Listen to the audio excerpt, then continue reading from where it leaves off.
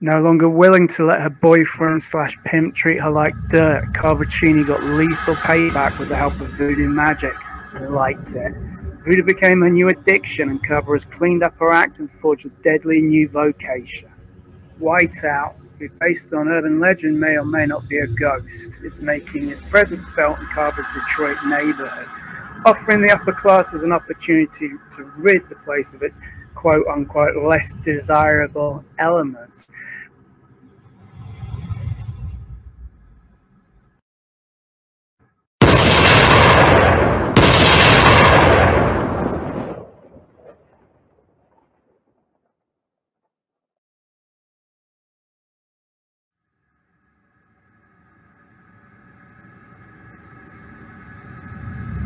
When Whiteout impacts on Cabra's neighborhood, the voodoo lady gets involved. Meanwhile, Cabra and her friends with benefits, Jeff, have been getting closer and just wanting to take things to the next level. When he makes his move, Cabra is using her bastardized version of voodoo magic to meditate herself inside her mindscape, which she uses to psychically reach out and learn about whomever she's hired to deal with. Jeff wants to come in, and Cabra lets him in. But something's off. Cabra Cini routinely utilizes her magic to access a dimension called the Infinite, Limbo's crazy cousin locked away in the attic, which for those who trespass upon it can serve as a dimensional gateway between where they are and wherever they want to go. Boon for Cabra in finding her hits. But the Infinite and Cabra's mindscape, two completely separate dimensions, seem to be overlapping. In a mindscape, Cabra should have complete control, but she seems to be losing it. Between Whiteout, letting someone get close to her for the first time since her ex, and whatever's going on with her mindscape, it's a lot. But Cabra's got this, right? Right?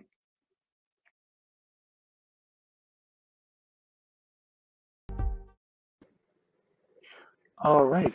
So today we are joined once again by Sam Johnson. I was looking to see when I last spoke with him, and it was June of 2020 when he had GEEK-GIRL coming out.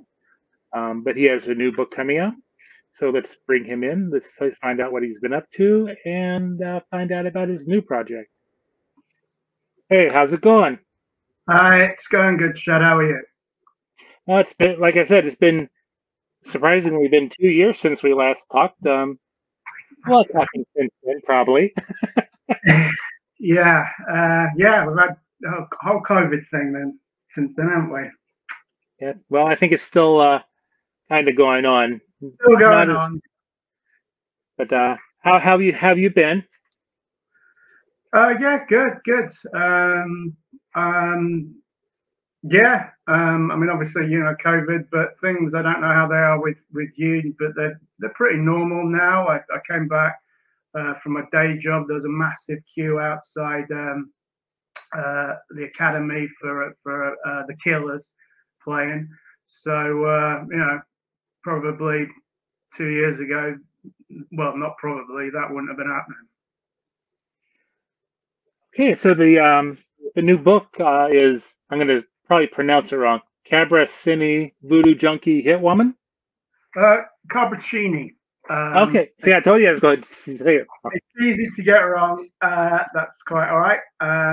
Yeah, Cabra Cini Voodoo Junkie Hitwoman, who is a former junkie hooker who got revenge, not revenge, took down basically her boyfriend / pimp after having had enough of being treated like dirt.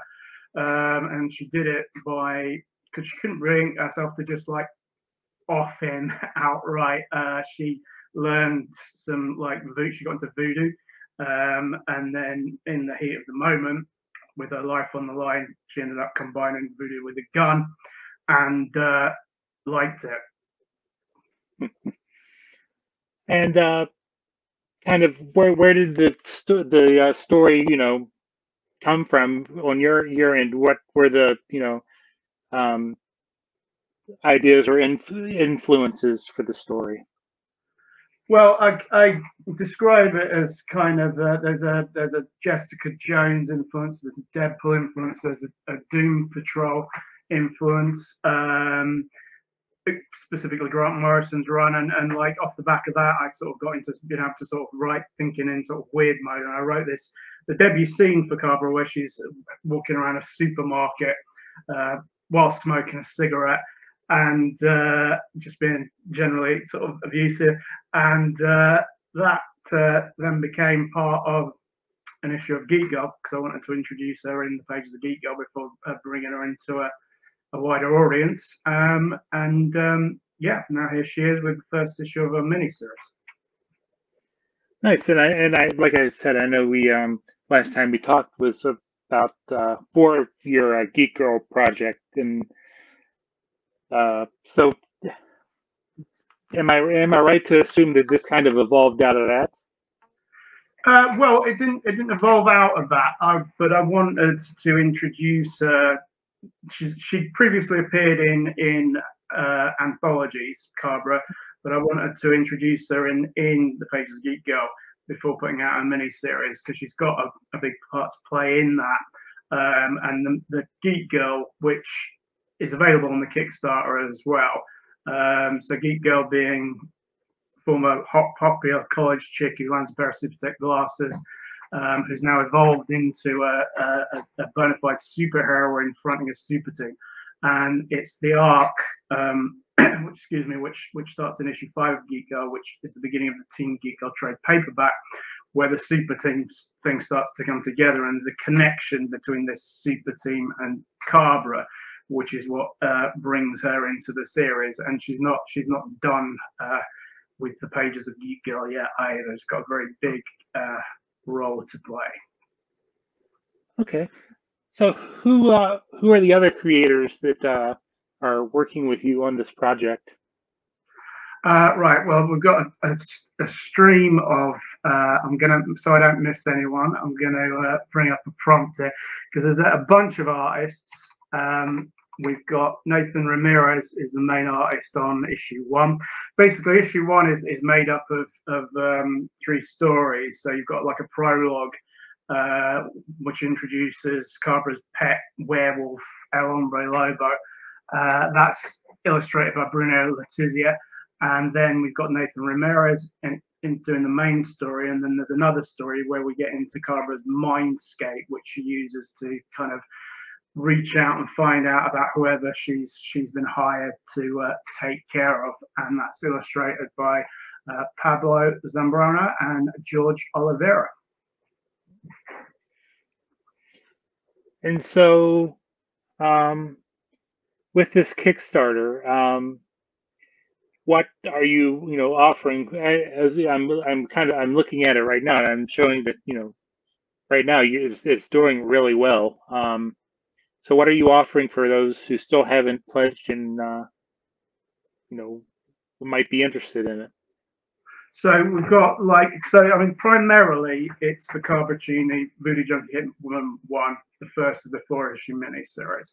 But you can get issue 0 as well, which is a short black and white comic that has an origin. And you can get there's a GEEK-GIRL because of her appearances in that. But there's variants of 0, of 1 rather. We've got limited. What you can see there is the main cover or part of it. There's a limited version of that. There's a Grindhouse variant in the work that's really cool. There's also another limited variant, and there's also one that homages a brand new cherry flavor, which I was really into. And it's kind of a dark and messed up thing that it was on Netflix, and some people will have seen. And there's a kind of a similar vibe, I think, between the two. So there's a poster for that, and we've done an homage of that for one of the limited variants as well. So is there, do you have a favorite character that in the series that you enjoy writing, or kind of sticks out, especially for you? I mean, Cabra, I really enjoy writing. That's why she's a part of a bigger thing. She's damaged from her past life, or in a previous vocation. She's now this supernatural hit woman is a full-time vocation. She's, you know, there's humor to her. She's dark, but she's, you know, the moral area she occupies is grey, and pretty dark grey. But there is a heart there, and part of what goes on in the issue, issue one, sorry, a guy she's basically been sort of hooking up with, hanging out with, wants to actually get into a relationship with her. She hasn't been in a relationship since ex/ex pimp, and has been pretty guarded. And also the kind of what Jeff, the guy we're talking about, is letting himself in for, she's a little bit resilient to, but he wants in, and he's going to get in, and she's going to let him into a mindscape. But what's going on there, as I say, ordinarily she uses this to find out, reach out, like using a bastardized version of voodoo magic, to find out about whoever she's tracking.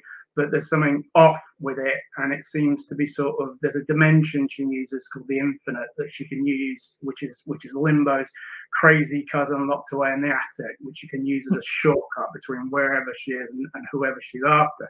And it seems to be like that is somehow sort of crossing over into her dreamscape, her mindscape, and that she's kind of losing control of it. So and she lets him in, and letting him in is can be painful for him beyond just that.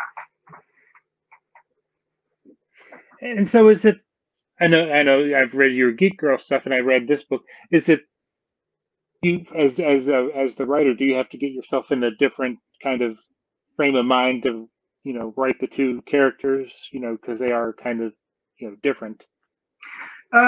Not really. I mean, they are different. I mean, you know, Geek Girl is this, you know, she was a college student, hanging with the cool kids.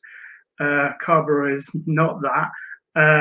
But as I say, without having appeared in Geek Girl, and there is the Doom Patrol influence, the Grant Morrison Doom Patrol influence, the weirdness going on in Geek Girl as well.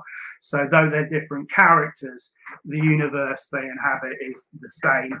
So it's not too much of a lurch. But we've yet to see them meet up in any form, and I don't know sort of how that's going to go, because that isn't something I've written yet. It's something that's going to happen. But as you say, they are very different. And also the context in which they meet is going to be quite significant, perhaps detrimental in terms of the way they're going to act when they do finally meet up. And the this project is a 5-issue series? 4 issues, but with the 0 as well. So as I say, it's primarily issue 1 on Kickstarter, but you can get the 0 as well. Now, are there, you know, plans to, you know, continue, you know, the story after, you know, you've told the one that you want to tell here? Have you been kind of thinking about other stuff to, you know?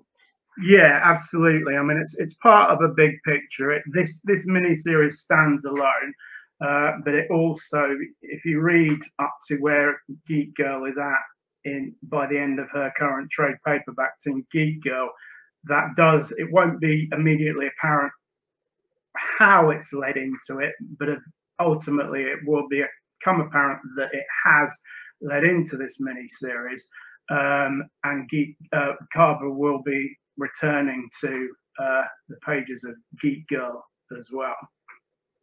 So you have more planned for both characters.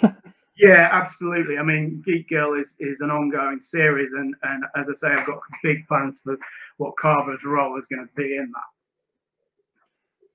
So, kind of give us a update of, like I said, it's been 2 years since we talked about Geek Girl. Where have you had? Where I believe I saw that you've run some other Kickstarters for Geek Girl within the past 2 years. Yeah. I mean, that's going well. It's there's been 6 in total, and this is almost, the cover is almost sort of sub Geek Girl to it, because you can get, whereas a Geek Girl Kickstarter, you know, you're going to get all the variants and all that. It's not, the focus here is Cabra, but you can get all the back issues of Mhm. the ongoing series. But yeah, that's good. I mean, the creative team, C. Grander, Chun Zhao, Paul McLaren, respectively artist, colorist, letterer, all do a great job, all still into it, all still on board. So we're working on issue 10 at the moment. Yeah, really enjoying it, and really excited about what Cabra's got going on in it as well. Is there anything that I know we is there anything else about the book or the Kickstarter that you wanted to maybe mention that maybe I didn't get a chance to cover? Yeah, well, the main thing that we haven't covered is the villain of it, which is Whiteout, who may or may not be the ghost of a kid who had a hard time back in the day, the only white kid in an all black school, or he may be just some guy that's gone nuts and started quote unquote killing brothers, as Jeff says.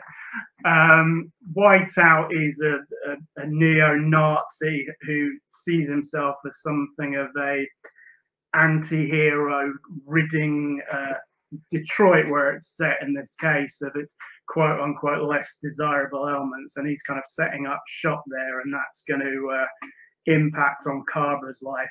And he pitches up with his lobotomized, zombified butler Chives, who carries like a drinks decanter around with him for Chives, for Whiteout to enjoy after he's just shot some people. Yeah, this impacts on Cabra's neighborhood, and that's what brings her into the picture, and she wants him taken down.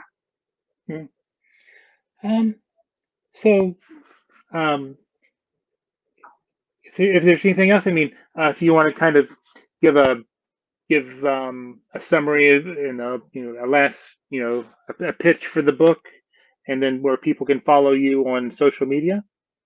Yeah, I mean, I think we've, in terms of the sort of pitch for it, we've basically covered it with how she is and what she's up against in this one. CabraCini.com, so that's CabraCini.com, takes you straight to the Kickstarter, or you can just go to Kickstarter and put her name in. You can follow me on DA Sam Johnson on Twitter, just Sam Johnson on Facebook, pretty easy to find. I've got like 3 Facebooks because I had like everyone that's into comics basically. And I'm also running a horror comics giveaway that's just started, tying in with this, because we've got a box of horror in it, which has got like Cabra and Cabra limited variants, and also 3 brand new horror comics from Image and Boom Studios. So we've done a limited amount of those available, and at the time of us talking, 9 out of 10 of them are gone. So there may or may not still be one there. But while that's going on in this horror comics giveaway I'm doing, there's an opportunity to win that, as well as multiple other comics. There's currently 25 up for grabs, and every entrant, and you can enter up to 10 times, gets a different digital horror comic free. So there's plenty to get your teeth into there. And yeah, you can find that at either find me on Facebook or DA Sam Johnson on Twitter, and because that's just started, so I'll be promoting that plenty. So if you get on either of those, you'll be able to find that and get entered into that, and get some horror comics. All right. Well, I want to wish you best of luck on the Kickstarter, and let's not wait 2 years before we talk again. Yeah. Hopefully by the next time we talk, COVID will be a little more under control, and because I know the conventions are slowly opening up over here, so I would assume they're probably doing the same over there too. Yeah, I mean, here it seems, it's still there, but it seems pretty normal. So, yeah. All right. Well, I'll let you go and enjoy the rest of your day. And Great talking to you again, and we'll be in touch. You too. Cheers. All right. Later.